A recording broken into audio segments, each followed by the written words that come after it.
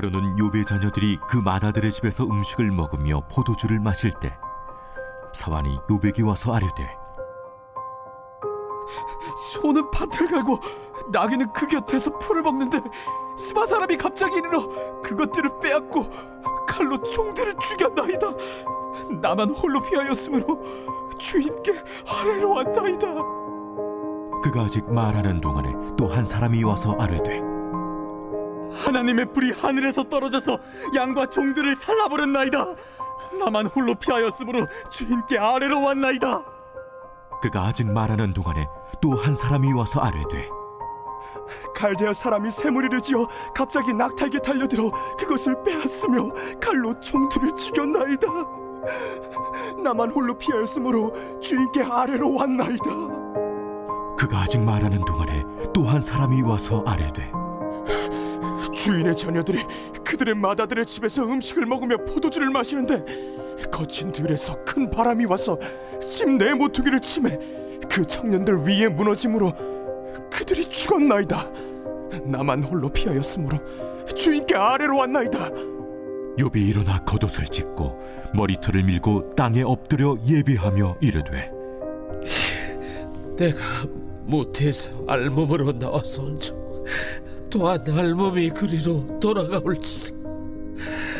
주신 이도 여호와시오 거두신 이도 여호와시오니 여호와의 이름이 찬송을 받으실지니이다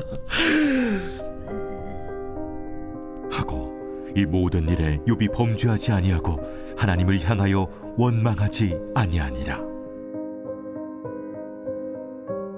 사탄이 이에 여호와 앞에서 물러가서 욥을 쳐서 그의 발바닥에서 정수리까지 종기가 나게 한지라. 욥이 제 가운데 앉아서 질그릇 조각을 가져다가 몸을 긁고 있더니 그의 아내가 그에게 이르되 당신이 그래도 자기의 온전함을 굳게 지키느냐? 하나님을 욕하고 죽으라. 그대의 말이 한 어리석은 여자의 말 같도다. 우리가 하나님께 복을 받았은즉 화도 받지 아니하겠느냐 하고 이 모든 일에 욥이 입술로 범죄하지 아니하니라. 예배로 나오신 여러분들을 주님의 이름으로 환영하고 주께서 예비하신 바 된 신령한 은혜를 풍성히 공급해 주시는 이 시간 되어지기를 간절히 원합니다. 11월 달은 감사의 달이자 감사 훈련을 받는 달입니다. 인생의 삶을 살다 보면 감사할 수 없는 상황이 올 때도 있습니다. 개인적으로 믿음으로 하나님을 경외하면서 살았던 욥이라고 하는 분이 계시는데 이 욥기서는 여러분들 시대적으로 본다면 아브라함 이전의 사람이에요. 그래서 아브라함보다 더 먼저 하나님을 경외하는 사람으로 그런 분으로서 알려지고 있어요. 그 동방에서 가장 큰 복을 받은 사람이라고 일컫는 그런 분인데 아주 가장 멋있는 신앙인이라고 할 수 있겠습니다. 근데 그가 하나님을 경외하면서 신앙의 삶을 살아가고 그래서 하나님의 축복을 받아 살아가는데 갑자기 발생한 재앙으로 인해서 한날에 그가 소유했던 모든 것들을 다 잃어버리게 돼요. 아니 잃어버린다기보다는 다 도둑질을 당했지요.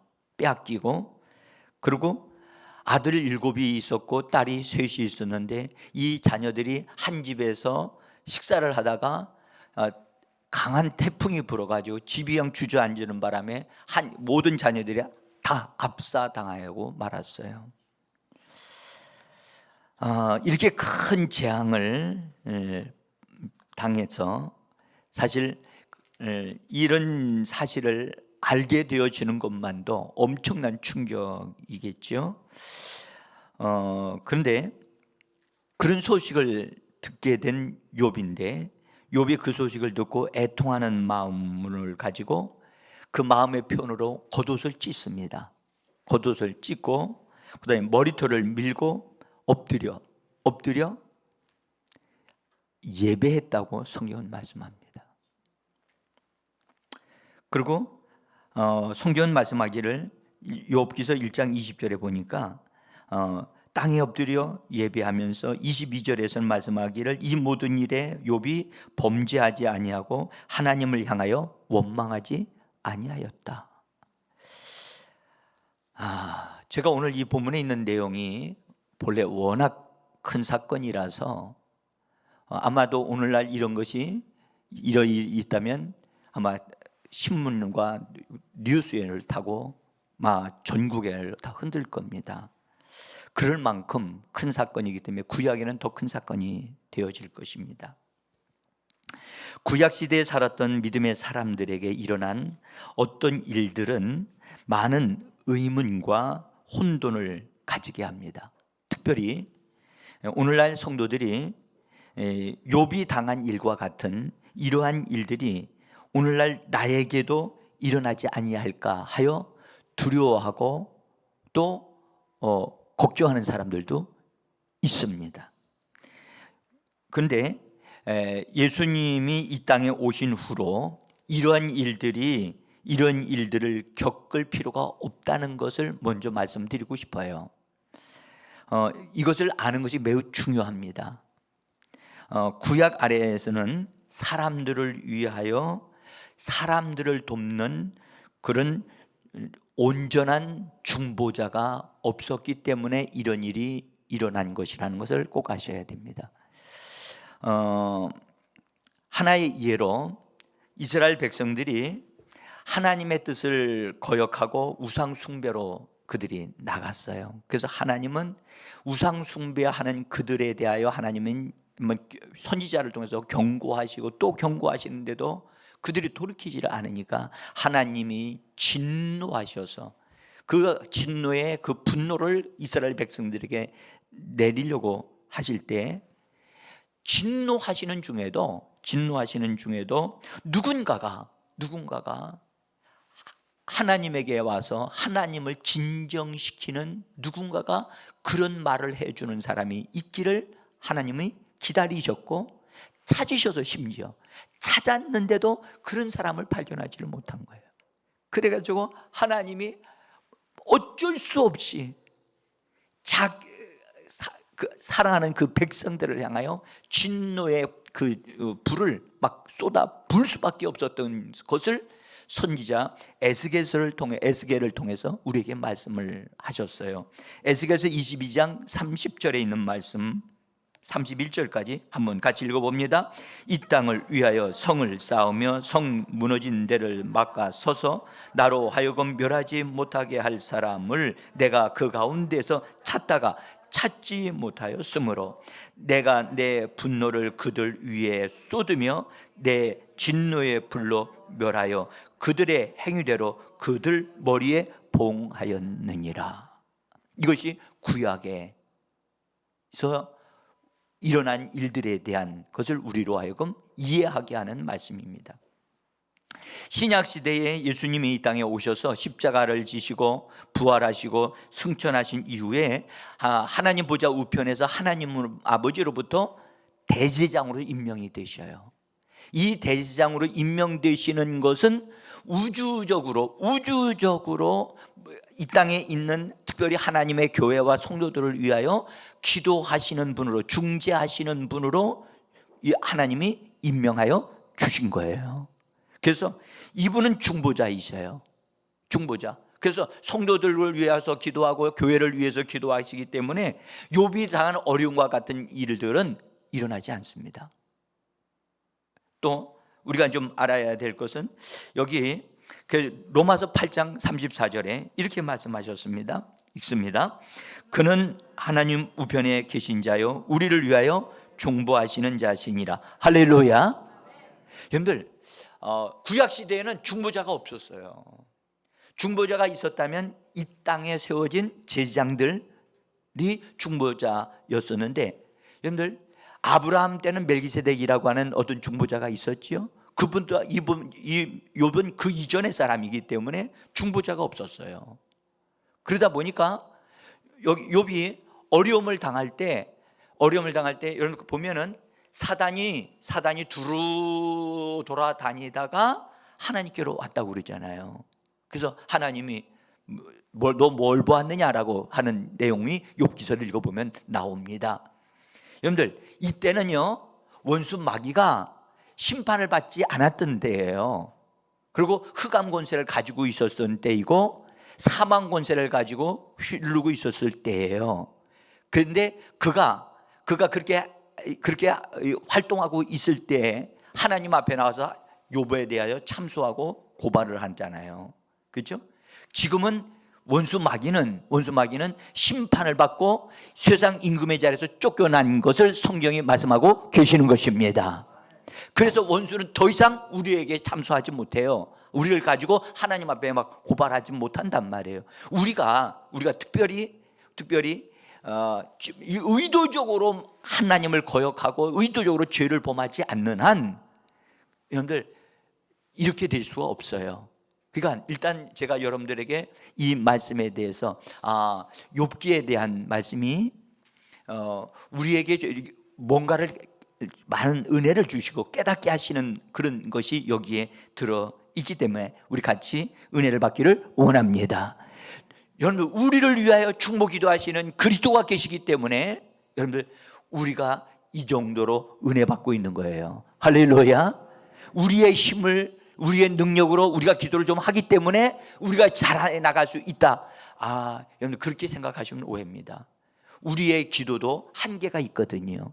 우리의 인간의 힘을 뛰어넘어서 우리를 위하여 기도하시는 분 그리스도가 계시는 겁니다. 할렐루야.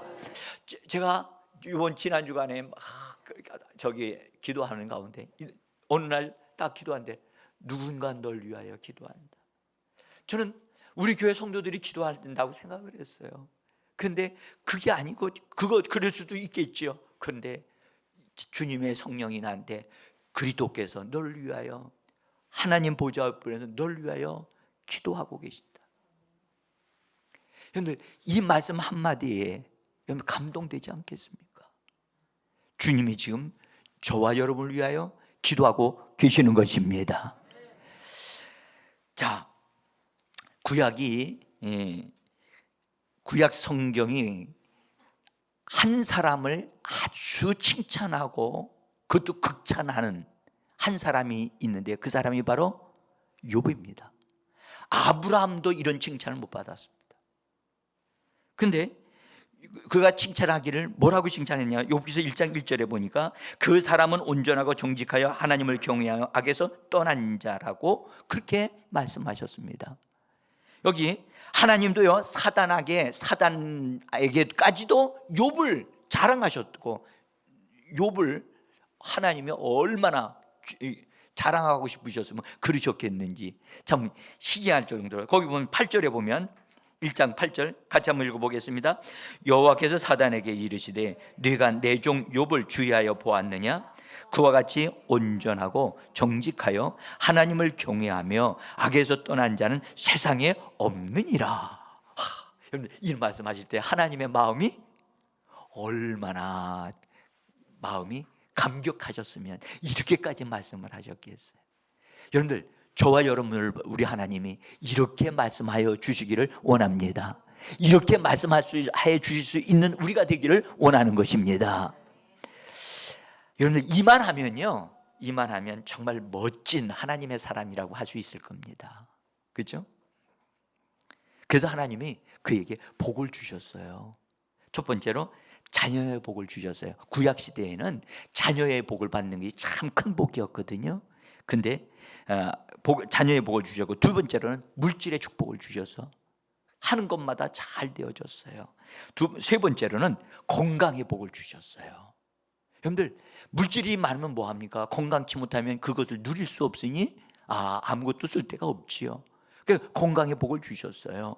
그 다음에 네 번째로는요 하나님께서 하나님의 천사들을 보내셔가지고 하나님께서 욥과 관계되어 있는 모든 재물까지도 천사들을 통해서 다 지켜주시도록 울타리를 쳐주셨다는 거예요.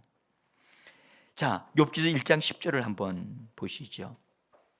같이 읽어보겠습니다.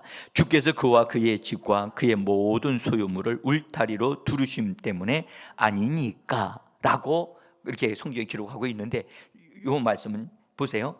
여러분, 욥이 어쨌든 하나님을 경외하면서 넘치는 복을 받았어요. 이 축복의 삶은 우리의 삶이라는 것을 기억하셔야 돼요.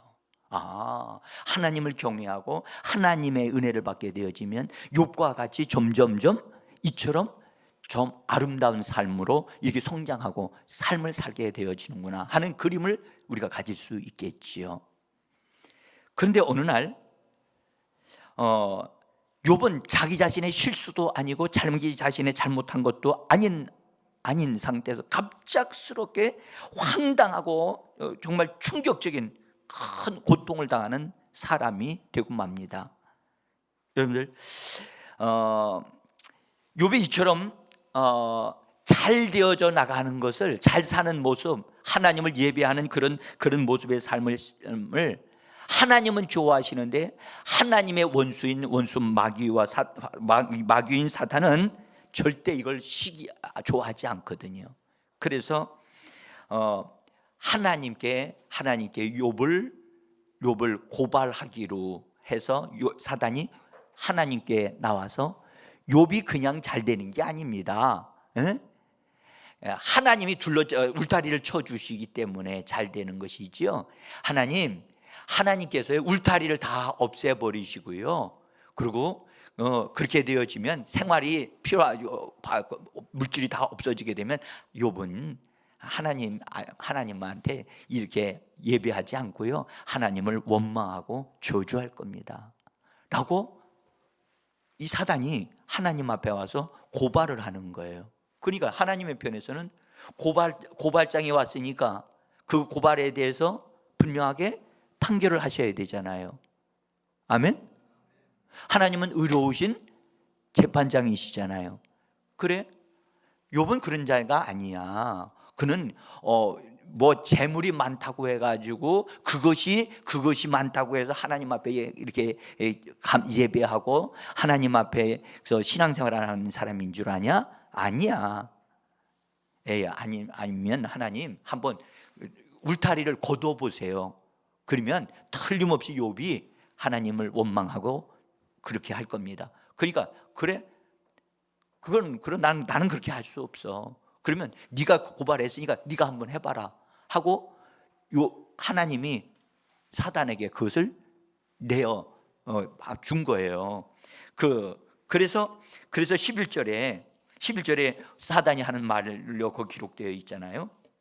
여러분 보시면 그리하면 틀림없이 주를 향하여 욕하지 않겠습니까? 라고 사단이 고발을 한다고요. 이 고발 사건, 오늘날도 고발 때문에 우리나라가 아주 시끄럽고 그렇죠.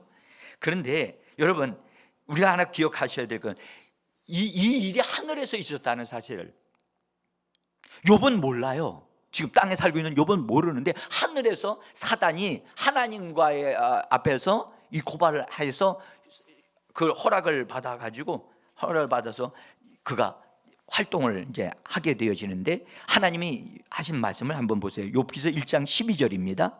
읽겠습니다. 여호와께서 사단에게 이르시되 내가 그의 소유물을 다 내 손에 맡기노라. 다만 그의 몸에는 내 손을 대지 말지니라. 사단이 곧 여호와 앞에서 물러가니라. 사랑하는 성도 여러분, 이거 하늘에서 되어진 사건이, 보세요. 이 땅에서 어떤 일들이 이루어지는 것은 하늘에서 먼저 어떤 일이 있어진 거예요. 근데 하나님은 의로우신 분이기 때문에 또 선하신 분이기 때문에 사랑하는 하나님의 사람들에게 고통을 주실 수 없거든요. 그래서 그럼 네가 네 손에 맡긴다. 네가 한번 할 수 있는 대로 해봐라 하고 허락을 받았기 때문에 사단이 떠나서 활동하기 시작하는 겁니다. 우리 하나 기억하셔야 될 것은, 여러분들, 하나님이 허락지 아니하시는 것은 사단이 손을 댈 수 없음을 믿으셔야만 합니다. 이것이, 그런데 또 하나는, 여러분들, 신약 시대에는 예수 그리스도가 모든 권세를 예수님이 다 부활하시면서 회수하여 주셨잖아요. 아멘. 그런데 그 회수한 권세를 가지고 주님이 올라가시기 전에 교회에게 말씀하시면서 내가 하나님 아버지께로부터 모든 권세를 받았다라고 하시면서 너희는 모든 곳에 다니면서 모든 족속으로 제자를 삼아 내가 가르친 것을 가르치고 침례를 주고 그리고 그렇게 하나님의 주님이 오시는 날까지 이 일을 계속하라고 말씀을 해 주셨죠. 여러분들 그 권세를 교회와 성도들에게 위임하여 주셨단 말이에요. 그래서 성도들은 하나 꼭 기억하셔야 될 것은 자기가 입에서 나오는 말이 원수가 일할 수 있는 말을 하게 되어지면 그 말이 근거가 되어 원수가 우리를 어려움을 줄 수 있다는 사실을 꼭 기억하셔야 돼요. 하나님은 더 이상 허락지 아니하십니다. 하나님은 하나님의 교회와 성도들이 어려움 당하는 것을 허락지 아니하십니다. 예수 그리스도가 모든 것을 다 친히 담당해 주셨습니다. 받아야 할 저주 다 받으셨고 고통을 다 받으셨기 때문에 우리가 받아야 할 것 하나도 없어요. 근데 중요한 것은 믿는 자들이 권세를 위임을 받았기 때문에 받은 줄도 모르고 살고 있는 사람들이 너무 많으니까. 근데 자기도 모르게 원수가 일할 수 있는 말을 툭 던지면 원수는 그 말을 탁 기억하여 그 사람에게 접근해서 그 사람을 붙잡을 수 있고 고통을 줄 수 있다는 사실을 저는 여러분들에게 꼭 기억시켜 드려야 될 것 같아요. 자, 그래서 사단이 이제 내려와서 욥에게 작업을 한 겁니다. 모든 짐승들을 한날에 다 그냥 다 사람들의 공격을 받아가지고 다 뺏기고 가고 또 하늘에서 불이 내려와가지고 그냥 다 죽임을 당하거나 다 잃어버리게 되어지고 그런 일들이 막 일어났어요. 그 다음에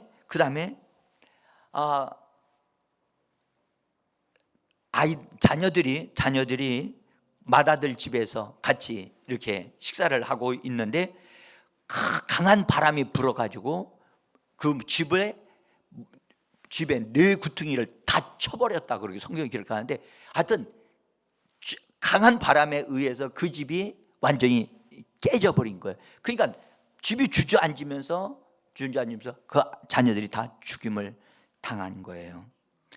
여러분들 이거는 정말 끔찍한 일이죠. 여러분들 오늘날 이런 일이 딱 되어졌을 때 믿는 사람들의 가정에 이런 일이 일어났다고 한다면 사람들이 하나님이 이러셨다라고 보도가 되어질 수 있을 거예요. 그렇죠?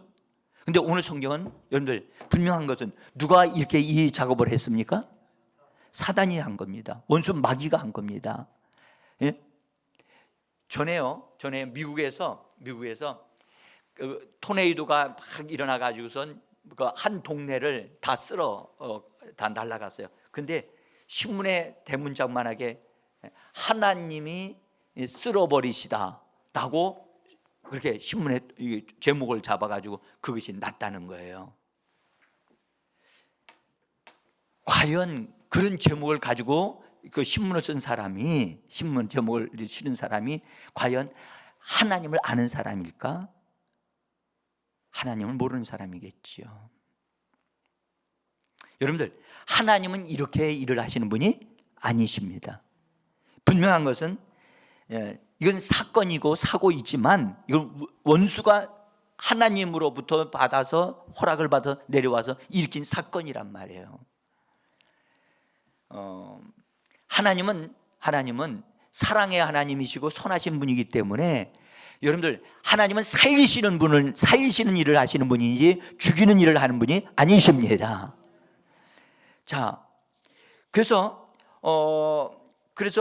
갑자기 이런 일을 당하니까 이거 뭐 손을 쓸 수 있는 방법이 하나도 없었어요.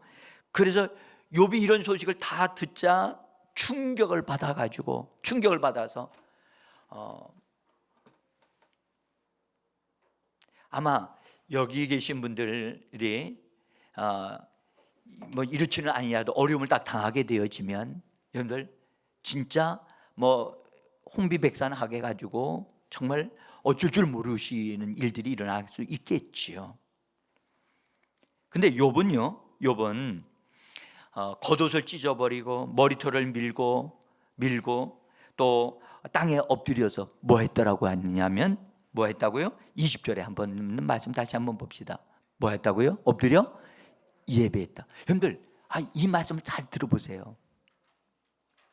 엎드려 통곡하며 울었더라, 그렇게 기록되어야 되는 게 맞지 않아요? 근데 통곡하며 하나님 너무하신 거 아닙니까? 하나님 어떻게 이런 일이 있을 수 있습니까? 라고 하나님을 향하여 항변하면서 하나님 도대체는 이건 이해도 안 됩니다. 어쩌야 이런 일이 있을 수 있습니까? 이런 말들을 할 수 있는 상황인데 그는 그렇게 하지 아니하고 하나님 앞에 예배했다는 거예요. 나는 이 말씀이 이게 평범하지 않는데.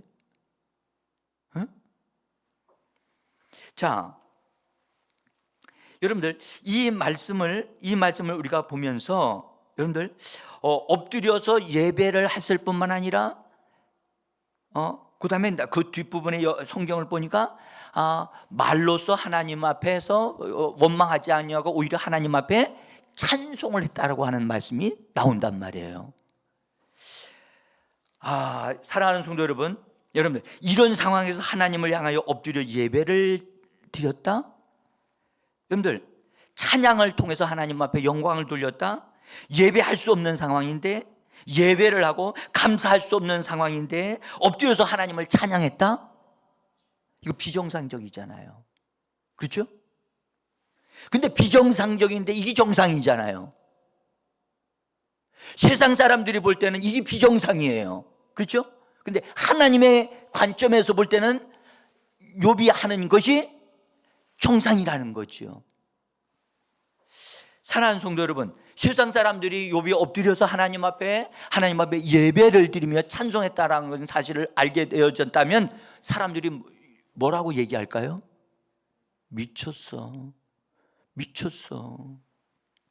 그러지 않았을까요?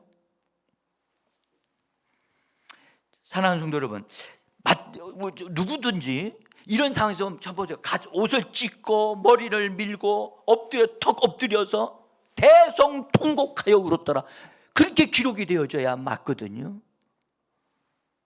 근데 예배하였더라, 하나님을 경배하였더라. 그래서 하나님은 욥을 자랑스러워 하셨던 거예요. 하나님은 욥을 귀중하게 여기셨던 거예요. 응? 정말 욥의 신앙이 어린아이 신앙이 아니라 성숙한 아주 성장된 아름다운 신앙이라는 것을 우리가 발견할 수가 있게 되어집니다.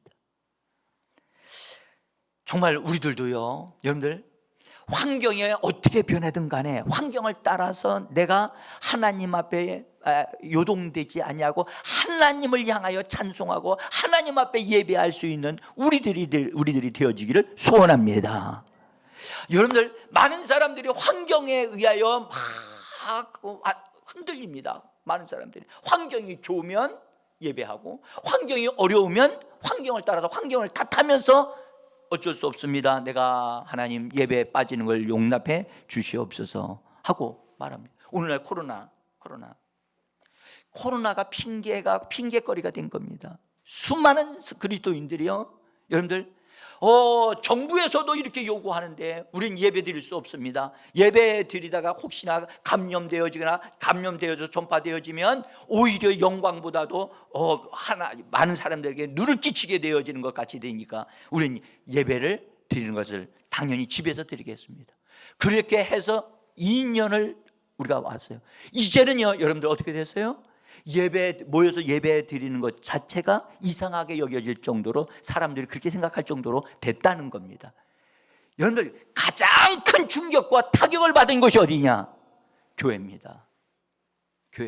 아직도 교회에 대해서 여러분들 모여서 소규모로 모여서 하고 싶은 거 다 하도록 그 통제를 풀어주지 않고 있어요.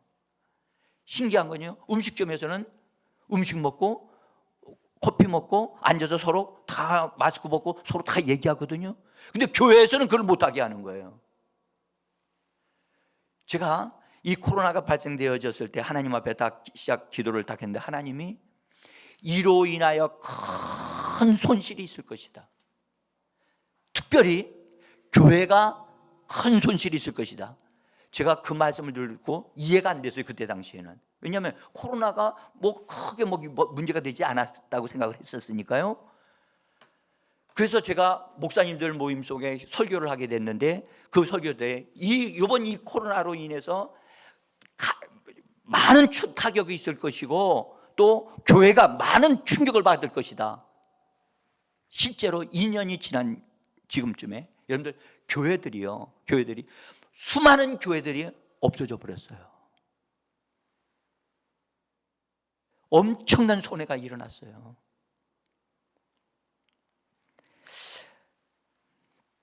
사랑하는 성도 여러분, 우리요 예배할 수 없는 상황인데도 예배하고 또 감사할 수 없는 상황인데도 감사할 수 있는, 찬양할 수 있는 그런 사람이 진실로 하나님을 아는 자요 하나님을 경외하는 자가 되는 줄 믿으시기를 바랍니다.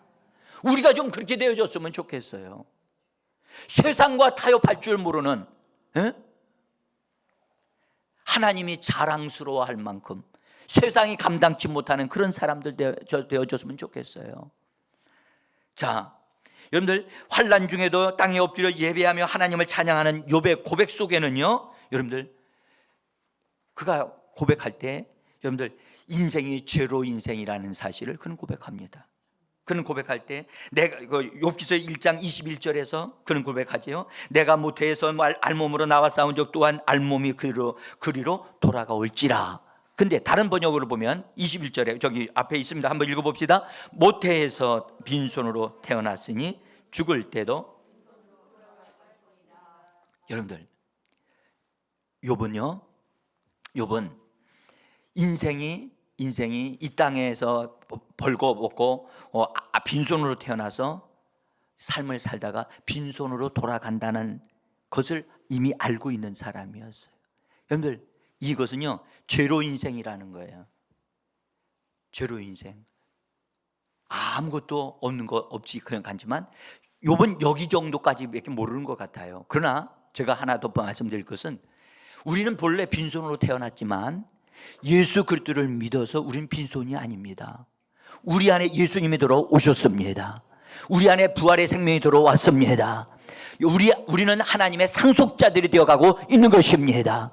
우리의 겉사람, 이 육신은 이 땅에서 흙으로 돌아가지만 우리의 속사람은 영광의 사람으로 하나님께로 올라가게 되어지는 것입니다. 욥은 이 부분에 대해서 몰랐어요. 왜냐하면 그는 구약시대 사람이고 그때는 이 부분이 열려있지 않았기 때문입니다. 그래서 이 신약시대에 살고 있는 우리는 여러분들 돌아가긴 돌아가는데 여러분들 겉으로 볼 때는 빈손으로 같은 것 같지만 여러분들 예수 그리스도를 얻어 누린 것 그걸 가지고 하나님께로 돌아가는 겁니다. 그러니 우리가 얼마나 큰 축복을 받은 사람입니까? 그래서 욥은 인생이 나그네 인생이라는 것을 알고 있었고 이 나그네 인생이라는 것을 아는 사람은 빈손으로 돌아간다는 사실을 아무 물질도 붙잡고 갈 수 없다는 사실을 아는 이 인생은 여러분들 겸손한 사람이 될 수밖에 없어요. 우리 그리스도인들은 이 부분을 말씀을 통해서 우리가 깨닫기 때문에 여러분들 이 땅에서 많이 가진 것이 그것이 여러분들이 세상에서 성공한 것 같이 생각하지만 그건 성공한 게 아닙니다. 그렇다면 재벌들이 성공했겠네요? 그러면 하늘나라에 가면 재벌들만 성공했나요? 아닙니다. 여러분들 진정한 성공자는 예수 그리스도를 믿고 예수 그리스도로 말미암아 하나님의 상속자다운 사람이 되어진 그 사람이 바로 성공한 사람인 줄 믿습니다. 욥이 땅에 엎드려 하나님을 찬양했더라, 예배했더라. 그 말은 여러분들 환경에 의하여 하나님을 찬양하지도 않을 수도 있고 찬양할 수도 있고 그렇게 되는 사람이 아니라는 거예요. 이 땅에 있는 환경이 어찌 되어졌든 간에 좋든 나쁘든 어렵든 어렵지 않든 간에 나는 하나님으로 인하여 찬양하며 하나님으로 인하여 예배하는 자다. 자기 자신을 바르게 세울 줄 아는 사람, 그 사람이 바로 그리스도인입니다. 그래서 여호와의 이름을 찬송을 했던 욥, 이 시대의 성도들이 이렇게 되어져야 할 줄 믿습니다. 욥의 이런 행위는, 예배하는 행위, 찬양하는 행위는 평범하지 않습니다. 세상적인 사람들을 보면 여러분들 평범한 것이라고 하는 것은 이런 어려움을 당할 때는 당연히 원망하고 불평하는 거, 또 통곡하는 것이 그게 평범한 일이에요. 그러나 그리스도인들은 이런 일을 있다고 한다면 그것 때문에 여러분들 내 인생 끝났다, 내 인생 더 이상 살 필요가 없다 해가지고 낙심하고 절망하지 않는다는 사실을 우리는 분명히 알아야 돼요. 오히려 이 어려움이 욥 속에, 욥의 내면에 숨어 있는, 나타나지 않았던 그의 욥의 진짜 믿음, 그 다음에 욥이 하나님을 얼마만큼 존경했는가에 대한 아름다움이 들춰내지는 기회가 되어졌어요. 그래서 욥이요, 하나님을 이처럼 이 어려운 가운데, 어려운 환경이 딱 되어있을 때 그 환경이 어찌하든 간에 나는 하나님의 사람이요, 하나님 앞에 예배하는 자요, 하나님 앞에 영광을 돌려드립니다 라고 하는 그 중심이 흔들려지지 않았다는 거죠. 그래서 하나님이 너무너무 그 욥의 그 중심이 아름다워서 하나님의 사단한테, 원수 마귀에게 이렇게 말을 합니다. 거기 2장 3절에서 이렇게 말씀합니다. 같이 한번 봅니다. 여호와께서 사단에게 이르시되 네가 내 종 욥을 주의하여 보았느냐? 그와 같이 온전하고 정직하여 하나님을 경외하며 악에서 떠난 자는 세상에 없느니라. 네가 나를 부추겨서 공연히 그를 해치려고 하였지만 그가 여전히 자기의 온전함을 굳게 지켰느니라.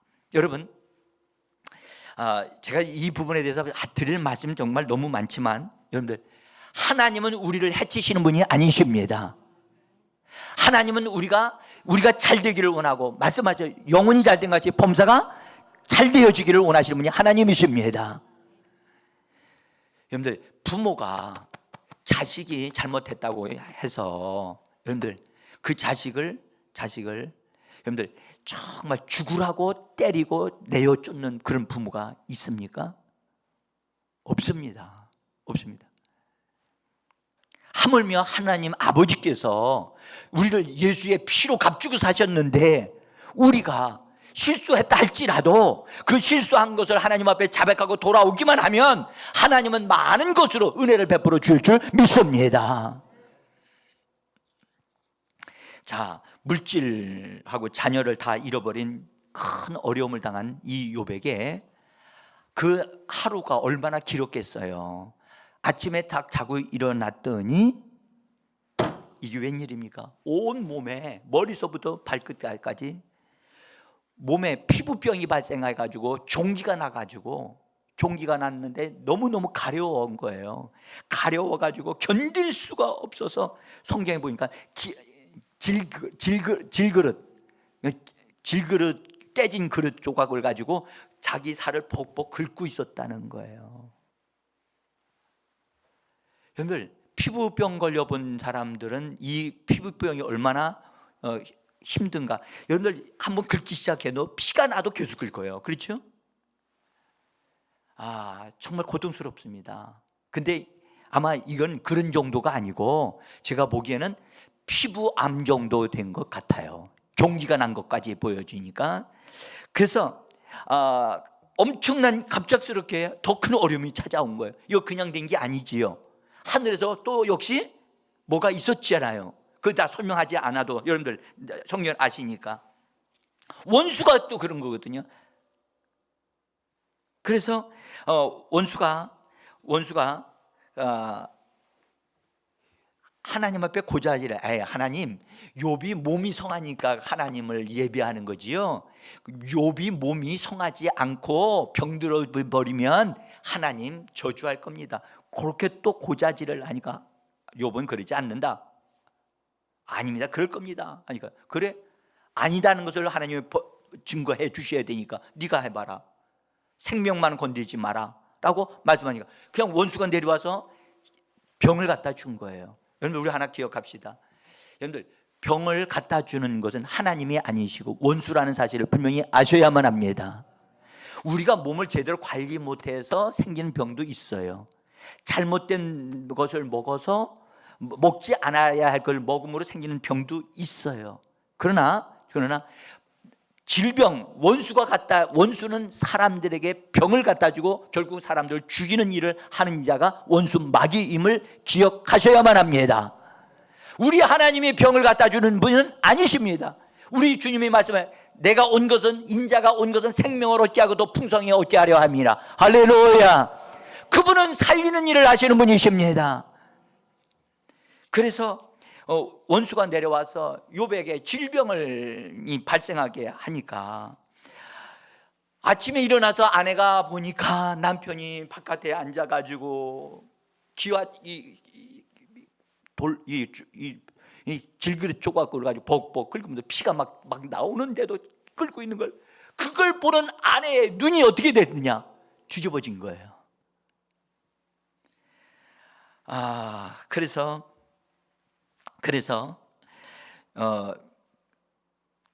아내가 자 하루아침에 재산 다 날아가고 자식들 다 죽었지요. 그리고 보니까 또 남편이 머리서부터 발끝까지 막 온전한 데가 하나도 없고 막 피가 질질 나는데도 계속 긁고 있고 이건 도저히 이제는 기대할 것이 없는 상황이 됐어요. 그런데도 불구하고 욥은 하나님만을 붙잡고 하나님을 찬송합니다. 하나님 앞에 감사합니다 하면서 하나님을 찾고 있으니까 아내 입장에서 속이 터지는 겁니다. 열통이 나서 그래서 그가 하는 말이 이런 말을 했어요. 9절에 보면, 자 9절 같이 읽어보겠습니다. 당신이 그래도 자기의 온전함을 굳게 지키겠느냐? 하나님을 욕하고 죽으라. 난 이 말을 딱 하면 마음이 답답하고 힘들어요. 여러분들 이 말 한마디만 했겠습니까? 다른 말로 악담을 하고 막 여러 가지 말을 했겠죠. 예? 여러분들 충분히 아내의 입장을 우리가 이해를 해요. 여러분들 한번 생각해 보세요. 건강하게 잘 살던 남편이 하루아침에 여러분들 거지가 됐고 아무것도 없는 자가 되어지고 말았고요. 심지어 병이 들어서 온몸이 만신창이가 되어져 핏물이 막 질질 나는 자가 되어졌어요. 에? 한번 생각해 보시길 바랍니다. 이제 여러분들 이 남편한테 뭘 기대할 게 있습니까? 죽는 것만 남았어요. 기대할 게 없는 거예요. 에? 그래서 죽는 것이 시간 문제예요. 이제 멀지 않고 죽을 것 같아요. 보니까 피가 줄줄 나고 있는데 치료약도 없죠. 이건 뭐 좀 끝난 것 같아요. 에? 그래서 아내 입장에서는 남은 것을 볼 때는 뭐만 남았어요? 고생하는 것만 남았어요. 간병하는 것만 남았어요. 그러니까 옆에 있는 사람으로서 갑작스럽게 이렇게 되어지니까 저는 그걸 생각을 좀 해봤어요. 저는요 욥의 아내가 매우 현실적이라고 생각해요. 현실적이다. 실제로 여자분들은 현실적입니다. 예? 현실적입니다. 그리고 계산적입니다. 앞날을 욥은 자기 남편이 되다가 죽으면 끝나지만 나는 어떡하라고. 그러니까 그래서 이 여인은 매우 똑똑한 여자인 것 같아요. 그런데 하나는 신앙이 바르게 세워지질 않았어요. 진짜 욥 같은 신앙이었다면 달라졌을 터인데 그런 신앙으로 세워지지를 못했어요. 못한 그것을 보면 여러분들 여기서 이런 말을 한 걸 우리 한번 보세요. 여러분들 뭐라 그랬냐면 하나님을 욕하고 하나님을 향하여 악담을 하라는 거예요. 하나님 앞에 원망하고 불평하라는 거예요.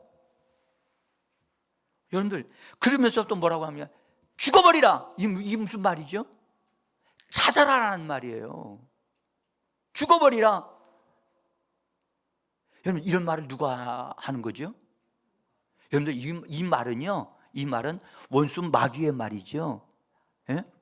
원수 마귀의 말이에요. 원수 마귀의 말을 욥의 아내를 통해서 말을 하는 거예요. 마귀가 말을 하는 거예요.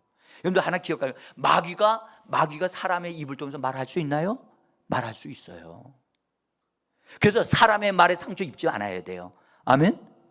그래서 의의 흉배를 붙이고 전신갑주를 입으라고 그랬잖아요. 사람의 말에 충격받지 말아야 돼요. 할렐루야. 여러분들, 사람의 말에 충격받지 않아야 된다니까.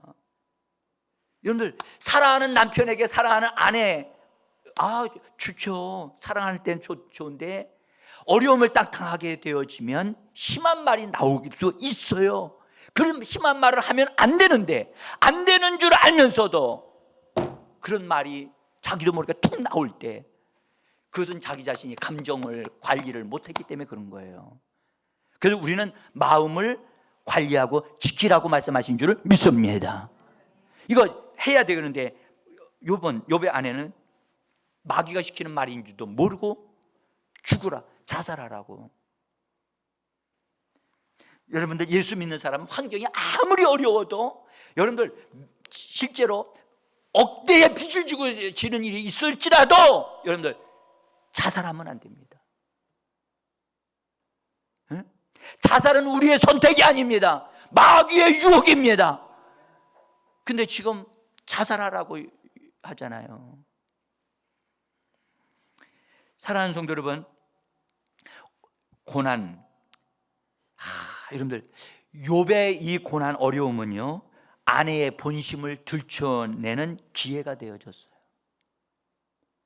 고난 당하기 전에는 이렇게 아내가 이런 생각을 하고 있고 이런 행동을 하리라고 몰랐을 거 아니겠어요. 그래서 여러분들, 고난은 그 사람의 어떠함을 들춰내게 된답니다. 그래서 고난 당할 때 그 사람을 알 거예요. 되는 거예요.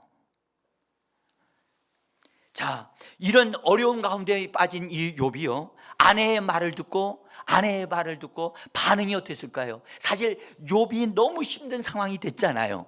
그러면 욥이 충분하게 힘든 말을 할 수 있는 상황이잖아요. 그렇죠? 아내가 나한테 엄청난 어려움을 주는 말, 상처 주는 말을 했으니까 나는 당신 나에게 뒷박으로 해서 난 말로 갚아버리겠다 해가지고 더 심한 말을 할 수 있잖아요. 그런데 욥은 어떻게 말했습니까? 2장 10절에서 이렇게 말했어요. 같이 읽어봅니다. 욥이 이르되 그대의 말이 한 어리석은 여자의 말 같도다.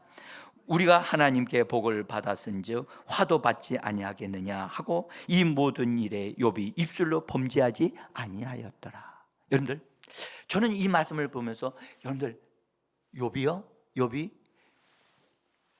말로, 아내의 말에 충격을 받아서 그 말로 오히려 폭력을 쓰거나 폭행하는 그런 말을 사용했습니까? 안 했습니다. 그대의 말이 한 어리석은 여자의 말과 같다라고 하면서 상처 주는 말을 하지 않았어요.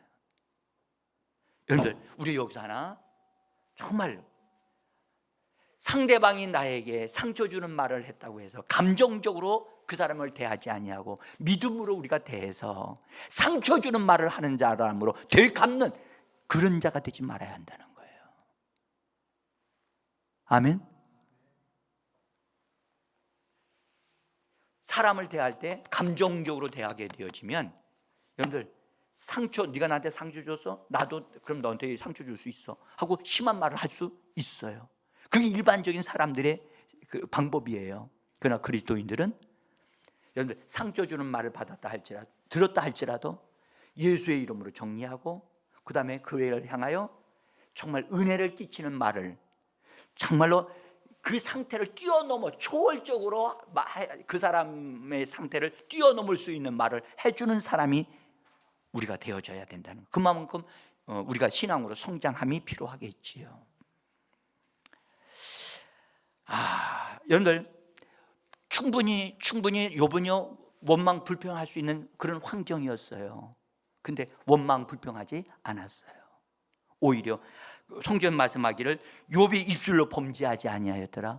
그 아내가 그 말을 한 다음에 짐을 싸가지고 집 나갔다니까요. 응? 아마 최초의 집 나간 여자가 아닌가 저는 그렇게 생각해 봅니다.